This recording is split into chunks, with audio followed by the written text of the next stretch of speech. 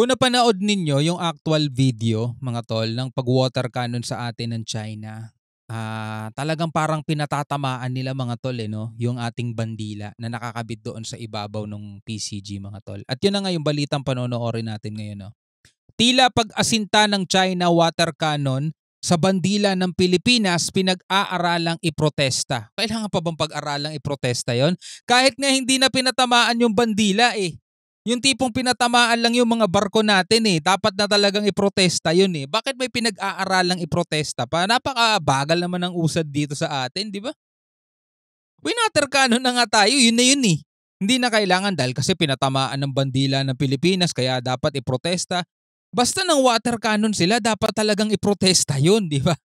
Dapat nga kahit nga hindi sila nang water cannon, dun pa lang sa pagharang nila ng mga barko nating naglalayag sa West Philippine Sea, pinoprotesta na dapat yun eh. Pero eto mga tol, panoorin natin to mula sa UNTV News and Rescue balita. To mga tol, hindi tayo magbabalita. Nagre-react lang tayo sa balita at nagbibigay tayo ng commentary. Alright? So wag na natin patagalin pa, panoorin na natin to. For viewers, ordinaryong tao na makikita na ang bandila natin tinitira ng water cannon, ito talaga napakasakit sa atin bilang Pilipino. Si Commodore J. Tariela, sinisindihan niya pa yung alab eh, no? Pinapaapoy niya pa lalo eh. Pero ang tanong, paano nila ngayon mas lalo pang paninindigan yan mga tol? Kasi ang puso ng mga Pilipino nag-aalab na talaga, gustong-gustong ipagtanggol yung ating bansa. Kaso ang nasasaksihan, nababasa ko rin yung mga comment nyo mga tol, ang nasasaksihan ng mga Pilipino, hindi pumapalag ang Coast Guard. So ipinapaliwanag naman nila, mahirap naman kasi talaga mag-take ng risk.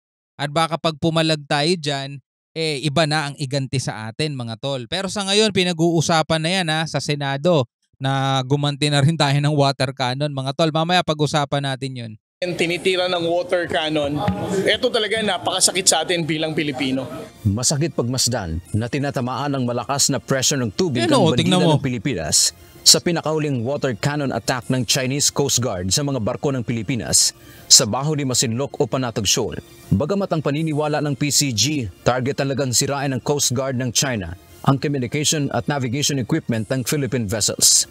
Flag ba talaga ang intentionally na tina-target ng People's Republic of China? Well, we can probably say na that would be possible.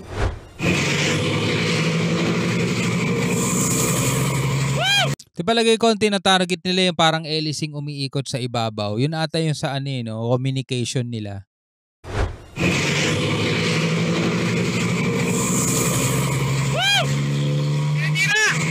Makikita sa video na maraming pagkakataon na direktang tinamaan ng tubig ang Philippine flag. Una nang sinabi ng PCG na very fatal o nakamamatay ang pressure ng tubig dahil nasira nito kahit ang bakal na railing at canopy ng kanilang barko. Kaugnay nito, pag-aaralan naman ng Department of Foreign Affairs o DFA kung maaari bang ground o dahilan ng panibagong diplomatic protest laban sa China ang insidente ng pagtama ng tubig ng water cannon sa watawat ng Pilipinas. So, kailangan pala talaga may ground, no? Pag maghahain tayo ng protest, no? Hindi sapat ba yung pagpasok nila rito sa exclusive economic zone natin? Tapos mangharang ng barko, mangbangga ng barko, mangbomba ng water cannon at nakasira sila ng barko natin? First, I think we have to investigate. It's difficult to actually already say this should be protested. Ayon kay DFA spokesperson Maria Teresita Daza, sa ganitong pangyayari, kailangan nila ng ulat mula sa ibang ahensya ng pamahalaan hinggil sa insidente. The report becomes a basis for the action that will be taken, whether it will be a protest, a summoning, or what. So we have to rely on the official report. So I'll have to check exactly. Dagdag pa nito, ang agad na aksyon nila ay pinatawag ang Chinese Embassy of Manila Deputy Chief of Mission dahil sa panibagong harassment na ito ng China sa mga barko ng Pilipinas habang nagsasagawa ng rotational humanitarian mission. Samantala, ayon pa sa DFA, inaasahan nila na maglalabas ng sariling kwento ang mga Chinese sa huling water cannon attack ng kanilang Coast Guard. Hindi naman ang bago yun eh. Mahilig mambaligtad ang China, mahilig sila gumawa ng mga peking information, mahilig sila magpakalat ng mga disinformation, misinformation, disinformation, mahilig sila sa ganon mga tol. Ultimo nga mga video ng media, sinasabi nilang minamanipula.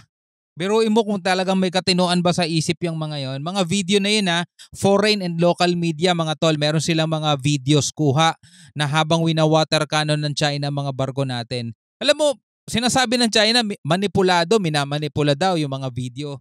Biruin mo, sino maniniwala doon? At nakakatawa, hindi nakakatuwa nakakatawa, may naniniwala talaga. Dante Amento, UNTV, News and Rescue. Di ba? Nakakatawa mga tol, may mga Pilipinong naniniwala. Yung iba sumugod pa nga sa US Embassy para magprotesta eh. Grabe. Ito mula sa News 5 mga kapatid, napikon na eh. Napikon na yung mga senador natin mga tol. No? Ito sa News 5 everywhere mga kapatid, panoorin natin. Paggamit ng water cannon laban sa China, itinutulak ng ilang senador. Uy, napikon na. Napikon na mga senador natin mga tol. Alamin natin kung sino-sino mga senador yon. Itinutulak ng ilang senador na gantihanan ng water cannon ang pangaharas ng China sa West Philippine Sea. Pero hindi naman pabor dyan ang Philippine Coast Guard.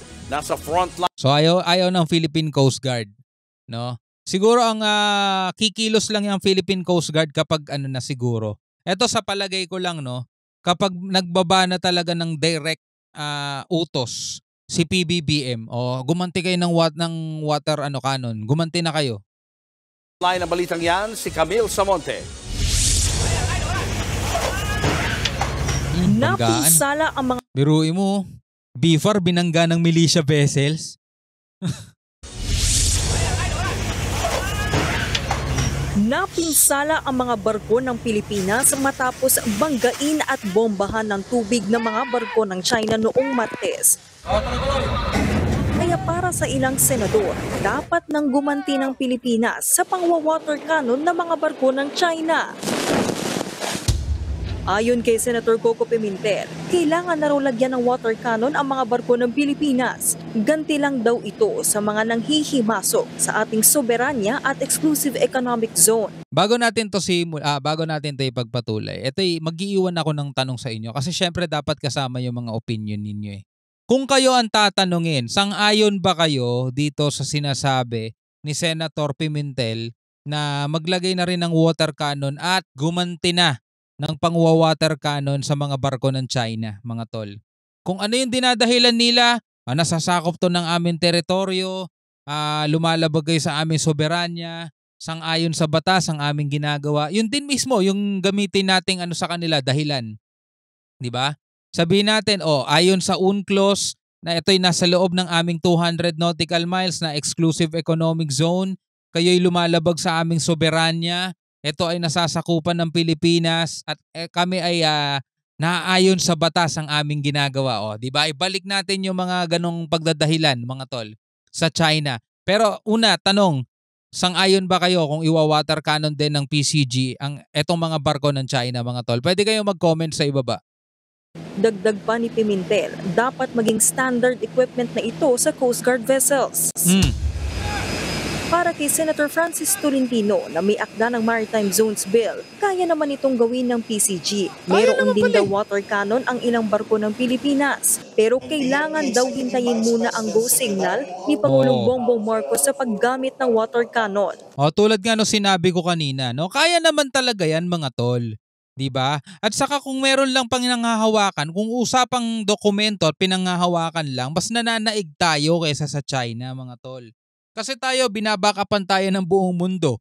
Binabackupan tayo ng international law at ng UNCLOS, mga tol. So kung sino man ang merong karapatan dito, mas nananaig tayo, mga tol. 'Di ba?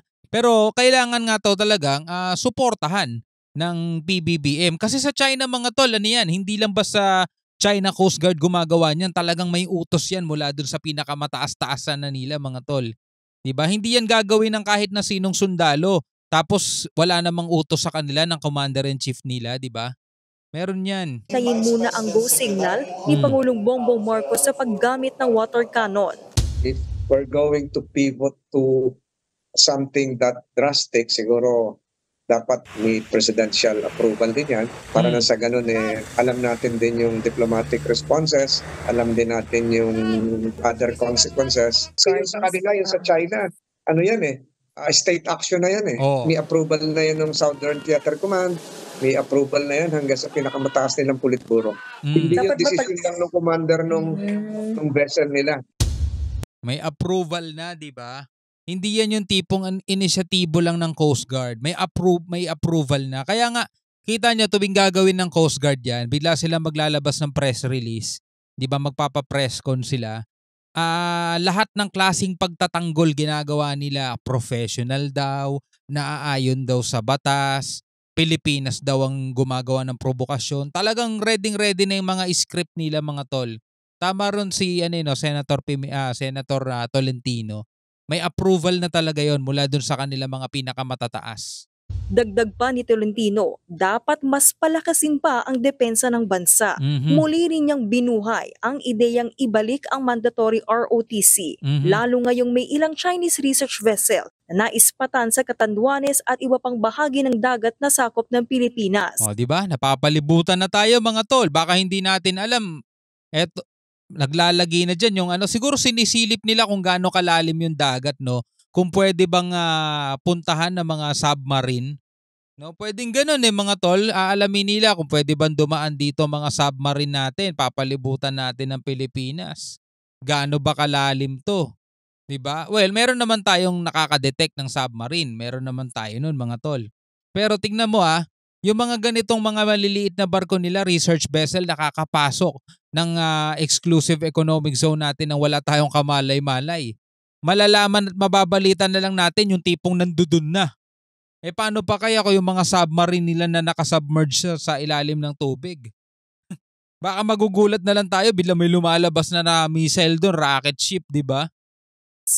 Interesado sila doon kasi the Philippine rice is rich, the seabed is rich in untapped minerals, both living and non-living marine resources. O di mas lalo tayo dapat magbantay kasi interesado pala sila doon. Anong karapatan nila doon? Napakalayo na sa bansa nila yon. Nasa kabilang bahagi na ng Pilipinas yon. So kailangan talagang palakasin natin yung ating military capability. Hindi naman pabor ang Philippine Coast Guard sa mungkahing gantihan din natin ng water cannon ang mga barko ng China. The guidance of the President is very clear. We should not be provoked of all those bullying activities of China. We're still going to deal with them professionally. And if we're going to use our water cannon, ano na lang ang difference natin sa kanila? Wala pang tugon ang palasyo sa ideya. Ano reaction mo doon sa sagot ni Commodore J. Tariela? Ano na lang daw ang difference natin sa kanila kung gagamit din tayo ng water cannon, mga tol?